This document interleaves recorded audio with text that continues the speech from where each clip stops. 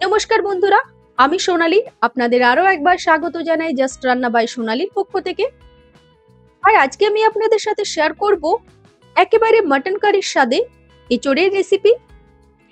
এর আগে হয়তো আপনারা এঁচোড়ের অনেক রেসিপি ট্রাই করেছেন, তবে আপনাদের কাছে অনুরোধ রইল এঁচোড়ের এই রেসিপিটা আপনারা অবশ্যই একবার ট্রাই করবেন। তাহলে চলুন আর দেরি না করে ঝটপট করে আমার আজকের এই রেসিপিটি দেখে নিন।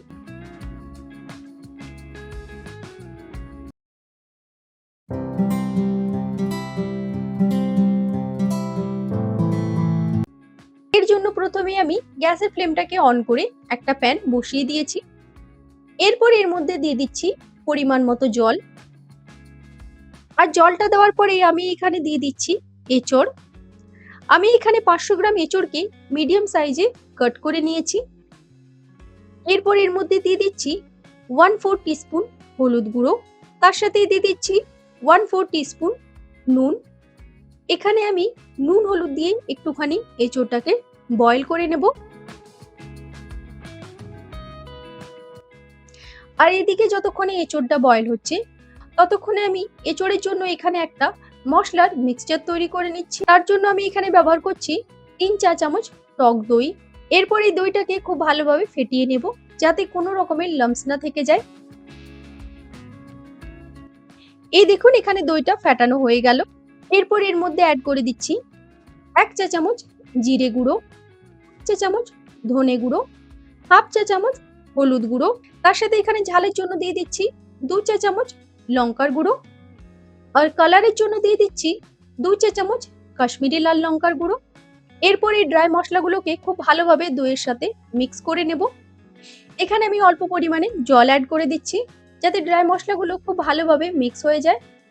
এইভাবে মশলার মিক্সচার তৈরি করে এঁচোড়টা রান্না করলে দেখবেন এঁচোড়ের স্বাদটা অনেকটাই বেড়ে গেছে। এই দেখুন এখানে খুব সুন্দর একটা মশলার মিক্সচার তৈরি হয়ে গেল। এরপর আমি এটাকে এভাবে ঢাকা দিয়ে রেখে দিচ্ছি।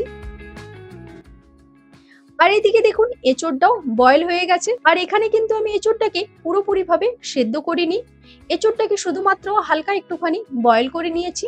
এরপর আমি এঁচোড়ের জলটা ফেলে নিয়ে এঁচোড়গুলোকে অন্য একটা পাত্রে ছেঁকে নেব। এঁচোড়গুলোকে ছেঁকে নিয়ে আমি প্যানটাকে গ্যাসের মধ্যে বসিয়ে দিলাম। তারপর এই প্যানের মধ্যে দিয়ে দিলাম 4 টেবিল চামচ সর্ষের তেল।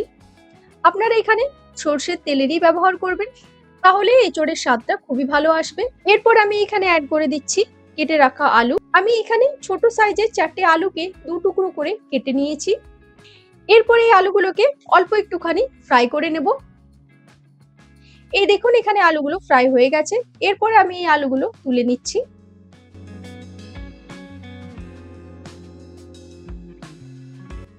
এরপর এই তেলের মধ্যে অ্যাড করে দিচ্ছি বয়েল করে রাখা এঁচোড়গুলো। এই এঁচোড়গুলোকেও আমি একটুখানি হালকা ফ্রাই করে নেব। এখানে এঁচোড়গুলোকে এইভাবে একটুখানি ফ্রাই করে নিলে এঁচোড়ের স্বাদটা খুবই ভালো লাগবে। এই দেখুন এখানে এঁচোড়টাকেও অল্প একটুখানি ফ্রাই করে নিলাম। এরপরে এঁচোড়গুলোকে আমি একে একে তুলে নিচ্ছি। এরপর আবারও আমি 3 টেবিল চামচ মতো সর্ষের তেল এখানে অ্যাড করছি। আর তেলটা গরম হয়ে গেলেই আমি এর মধ্যে দিয়ে দিচ্ছি 1/2 চা চামচ গোটা জিরে, 2টো শুকনো লঙ্কা, 5 থেকে 6টি লবঙ্গ, 4টি ছোট এলাচ, অল্প একটুখানি দারচিনির টুকরো, আর দিয়ে দিচ্ছি 2টো বড় এলাচ। তার সাথে দিয়ে দিচ্ছি 2টো তেজপাতা। আর এখানে কিন্তু এলাচের মুখগুলো একটুখানি ফাটিয়ে নিয়ে দেবেন, তাহলে কিন্তু এলাচগুলো ছিটকে এসে আমাদের গায়ে লাগবে না। এরপর এই গরম মশলাগুলো থেকে সুন্দর একটা গন্ধ বার হতে স্টার্ট হলেই এর মধ্যে দিয়ে দিতে হবে পেঁয়াজ কুচি। আমি এখানে 3টে মিডিয়াম সাইজের পেঁয়াজ ব্যবহার করেছি। এরপর এখানে পেঁয়াজটাকেও খুব ভালোভাবে ফ্রাই করে নিতে হবে। দেখুন এখানে পেঁয়াজটা ফ্রাই হয়ে গেছে, সুন্দর একটা গোল্ডেন ব্রাউন কালার চলে এসছে। এরপর এর মধ্যে দিয়ে দিচ্ছি 2 চা চামচ আদা ও রসুনের পেস্ট। আপনারা যদি অনেকটা বেশি ঝাল খেতে পছন্দ করেন তাহলে এই আদা রসুনের সাথে আপনারা কাঁচা লঙ্কাও পেস্ট করে নিতে পারেন। আর এখানে আদা রসুনটা দেওয়ার পর একটুখানি কষিয়ে নিচ্ছি যতক্ষণ পর্যন্ত না আদা রসুনের কাঁচা গন্ধটা চলে যায়। এই দেখুন এখানে আদা রসুনের কাঁচা গন্ধটা চলে গেছে। এরপর এখানে তৈরি করে রাখা মশলার মিক্সচারটা অ্যাড করে দিচ্ছি। সাথে বোলের মধ্যে অল্প একটুখানি জল দিয়ে সেটাও এখানে মিক্স করে দিলাম। এরপর 2 থেকে 3 মিনিট ধরে এই সমস্ত মশলাটাকে আমি কষিয়ে নেব।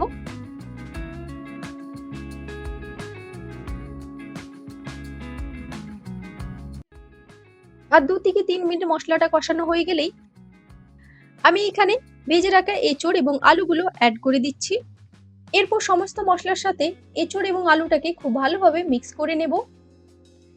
এখানে এঁচোড় এবং আলুটাকে মশলার সাথে খুব ভালোভাবে মেশানোর পরে আমি এর মধ্যে অ্যাড করে দিচ্ছি 2 চা চামচ টমেটো কেচাপ। এখানে কিন্তু এই টমেটো কেচাপটাই ব্যবহার করার চেষ্টা করবেন, তাহলে কিন্তু এর স্বাদটা একেবারে অন্যরকম লাগবে।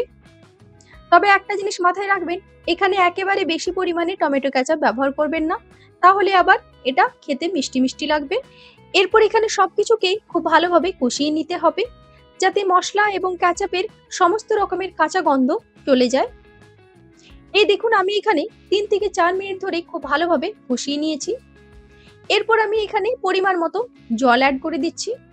আর এখানে জলটা কিন্তু একটু বেশি পরিমাণেই লাগবে, তার কারণ এঁচোড়টা কিন্তু পুরোপুরিভাবে সেদ্ধ করা নেই, তাই এখানে এঁচোড়টা সেদ্ধ হওয়ার জন্য অল্প একটু বেশি পরিমাণে জল লাগবে। এরপর আমি এখানে সব শেষে স্বাদ মতো নুন অ্যাড করে দিচ্ছি। এরপর দেখুন আমি এখানে নিয়ে নিয়েছি 2টো রসুনের কোয়া। আমি আপনাদের আগেই বলেছি এই এঁচোড় কারিটা পুরো একেবারে মাটন কারির মতো খেতে লাগবে, তাই আপনারাও এই রসুনের কোয়াটা অবশ্যই ব্যবহার করবেন। এরপর এটাকে ঢাকা দিয়ে খুব ভালোভাবে রান্না করে নেব, যতক্ষণ পর্যন্ত না এঁচোড় এবং আলুগুলো খুব ভালোভাবে সেদ্ধ হয়ে যাচ্ছে। এই দেখুন আমি এখানে বেশ কিছুক্ষণ ধরে ঢাকা দিয়ে রান্না করে নিয়েছি। এখানে এঁচোড় এবং আলুটাও খুব ভালোভাবে সেদ্ধ হয়ে গেছে। এরপর এখানে অ্যাড করে দিচ্ছি 1 চা চামচ গরম মশলা গুঁড়ো, আর তার সাথে আপনি চাইলে এই রান্নার মধ্যে 1 চা চামচ ঘিও দিতে পারেন। এরপর সবকিছুকে ভালোভাবে এখানে মিশিয়ে নিয়ে আমি গ্যাসের ফ্লেমটাকে অফ করে দিচ্ছি। এখানে তৈরি হয়ে গেল আমার মাটন কারির স্বাদে এঁচোড়ের রেসিপি। এই এঁচোড়ের রেসিপি গরম গরম ভাতের সাথে খেতে দুর্দান্ত লাগে। আপনাদেরকে অনুরোধ রইল এই রেসিপিটা বাড়িতে আপনারা একবার অবশ্যই ট্রাই করবেন। তারপর আমাকে অবশ্যই কমেন্টে লিখে জানাবেন কেমন লেগেছে আপনাদের আমার এই রেসিপি। আর আপনাদের আমার আজকের এই রেসিপি যদি ভালো লেগে থাকে তাহলে তো অবশ্যই লাইক, শেয়ার এবং সাবস্ক্রাইব করবেন। আর পাশে থাকা বেল আইকনটি প্রেস করতে কিন্তু একদম ভুলবেন না। ভালো থাকবেন, সুস্থ থাকবেন। আমার আজকের এই ভিডিওটি দেখার জন্য ধন্যবাদ।